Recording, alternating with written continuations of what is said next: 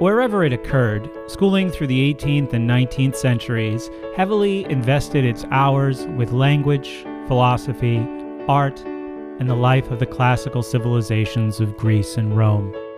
In the grammar schools of the day, little pure grammar as we understand it existed.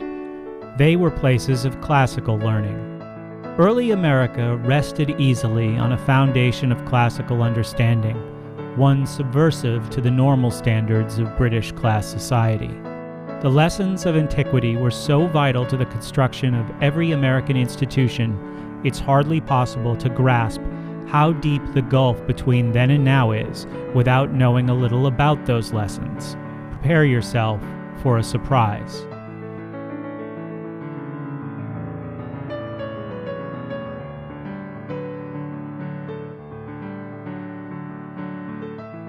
For a long time, for instance, classical Athens distributed its most responsible public positions by lottery.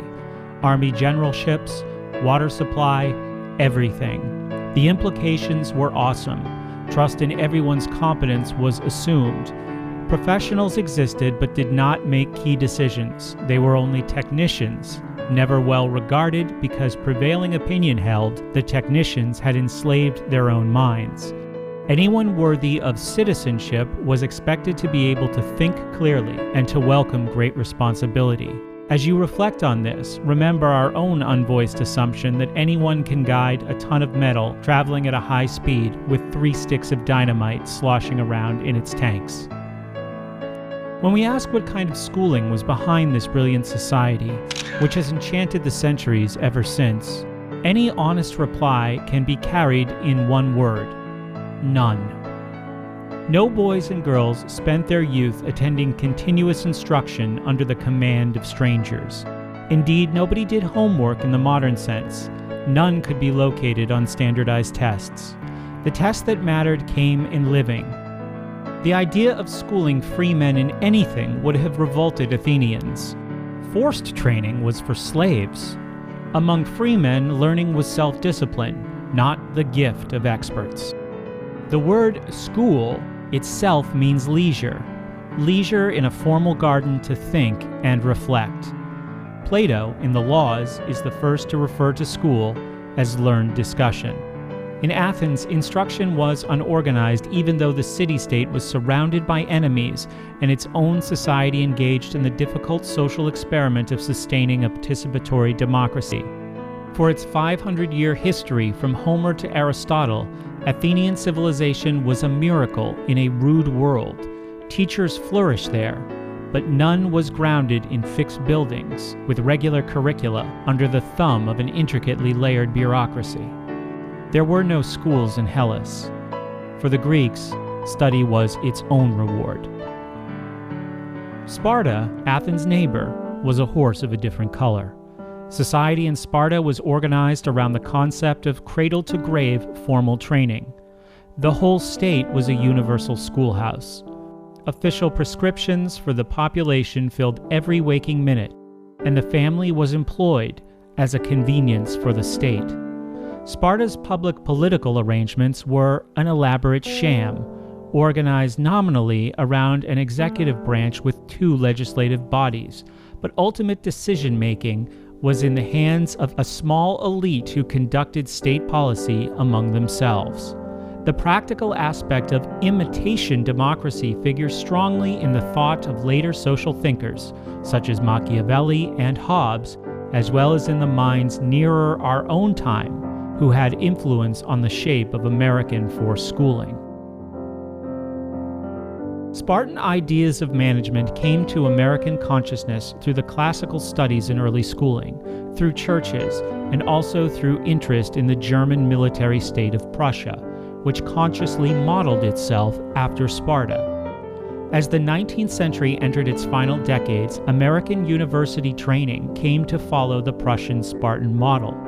Service to business and the political state became the most important reason for college and university existence after 1910. No longer was college primarily about developing mind and character in the young. Instead, it was about molding those things as instruments for use by others. When the instructional system of Athens transferred to Imperial Rome, a few schools we would recognize began to appear.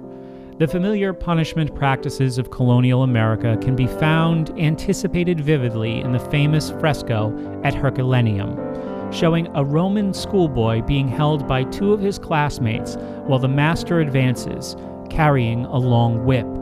Horace immortalizes pedagogue Orbilius for whipping a love of old poets into him.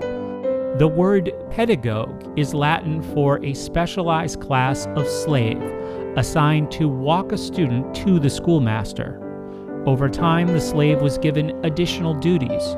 His role was enlarged to that of a drill master. The master creates instruction. The slave pounds it in. A key to modern schooling is this: free men were never pedagogues. And yet, we often refer to the science of modern schooling as pedagogy.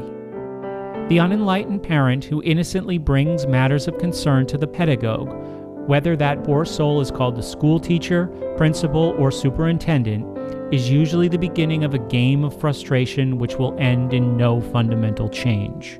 Pedagogy is a social technology for winning attention and cooperation, or obedience, while strings are attached to the mind and placed in the hands of an unseen master.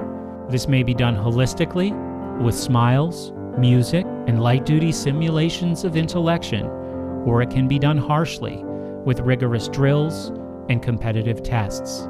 The quality of self-doubt aimed for in either case is similar. Pedagogy is a useful concept to help us unthread some of the mysteries of modern schooling.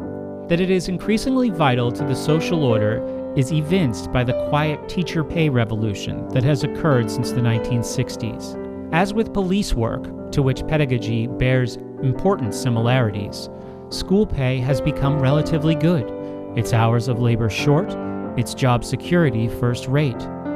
Contrast this with the golden years of one-room schooling, where pay was subsistence only, and teachers were compelled to board around to keep body and soul together. Yet there was no shortage then of applicants, and many sons of prominent Americans began their adult lives as school teachers. With the relative opulence of today, it would be simple to fill teaching slots with accomplished men and women, if that were a goal. A little adjustment in what are rationally indefensible licensing requirements would make talented people, many performance-tested adults in their 50s and 60s, able to teach. That there is not such fluid access is a good sign the purpose of schooling is more than it appears. The year-in, year-out consistency of mediocre teacher candidates demonstrates clearly that the school institution actively seeks, nurtures, hires, and promotes the caliber of personnel it needs.